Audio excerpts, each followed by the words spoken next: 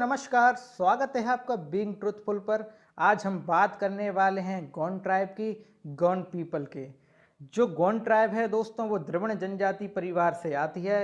Dravid family है, वहाँ से ये निकल आकर आती है। और जो गोंड पीपल हैं दोस्तों, जो जनजाति है, वो जिस भाषा का इस्तेमाल करते हैं उसे कहा जाता है गोंडी। और ये भी द्रविड़ फैमिली की एक अनरिटन लैंग्वेज है, इसका कोई भी रिटन रिकॉर्ड है नहीं, और ये सिर्फ ओरली इसका इस्तेमाल किया जाता है।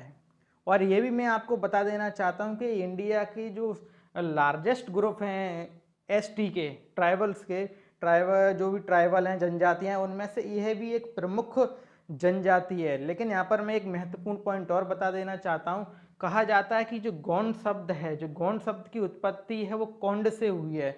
और कोंड का मतलब होता है पर्वत, यानी कि पर्वत, पहाड़ियों पर निवास करने वाले लोगों को ही गोंड कहा गया है। इनको हम आदिवासी भी कहते हैं, आदिवासी के रूप में भी इनको जाना जाता है। और भारतीय संविधान के अंतर्गत इनको एसटी में रखा गया है। तो आपको इस बात को भी ध्यान रखना है। इसके हम ज्योग्राफी एंड पॉपुलेशन भी देख लेते हैं कि ये कैसे कहाँ पर हैं ज़्यादातर। जैसे कि मैं यहाँ पर आपको बता देना चाहता हूँ, मध्य प्रदेश, छत्तीसगढ़, महाराष्ट्र, आंध्र प्रदेश, गुजरात, झारखंड, कर्नाटक, तेलंगाना, उत्तर प्रदेश, वेस्ट बंगाल एंड उड़ीसा में भी ये जनजाति प्रमुख रूप से पाई जाती है। लेकिन यहाँ पर सबसे ज़्यादा अधिकतम जनजाति अगर जो गोंड जनजाति पाई जाती है तो मध्य प्रदेश है। भारत में सबसे ज़्यादा जनजाति मध्य प्रदेश में पाई जाती है गोंडों की।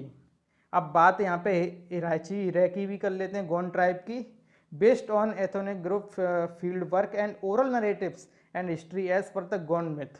तो ये पॉइंट आपको याद रखना है। गोंड जनजाति को हम 4 भागों में विभाजन इनका किया जा सकता है। सबसे प्रमुख है राजगोंड, दूसरे नंबर पर है माडिया गोंड्स, तीसरे नंबर पर है दुर्वे गोंड्स और चौथे नंबर पर है खतुलवार गोंड्स। यहाँ पर राजगोंड्स के बारे में एक महत्वपूर्ण पॉइंट है, मैं आपको बता देता हूँ।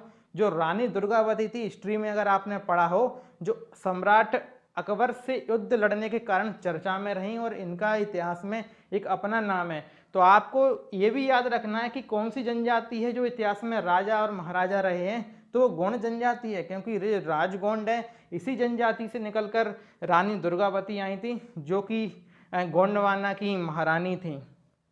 The Rajgonds are the eldest in the hierarchy of their clans. Culture and religion की बात की कर ली जाए, Gonds had their own local terms for the sun, moon, Milky Way and constellation. Most of these ideas were basis for their time keeping and calendrical activities.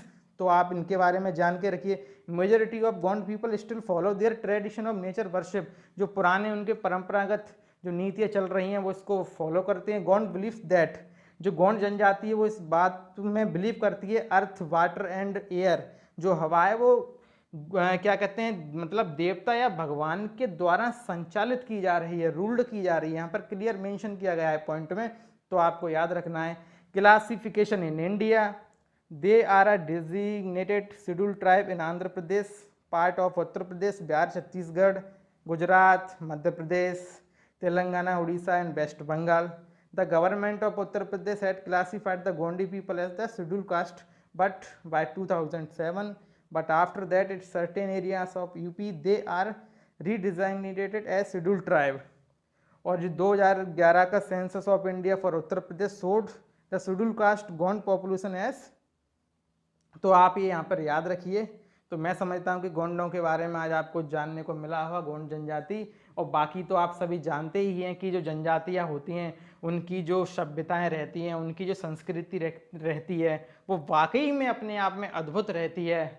और हम इनसे सीख सकते हैं कि पुरानी विरासत को आप कैसे अपने साथ लेकर चल सकते हैं, कैसे अपने साथ उनको संजो कर रखा जा सकता है।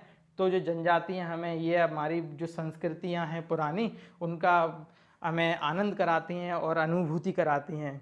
तो मिलते हैं एक नए वीडियो में दोस्तों, नए टॉपिक के साथ। Thank you so much.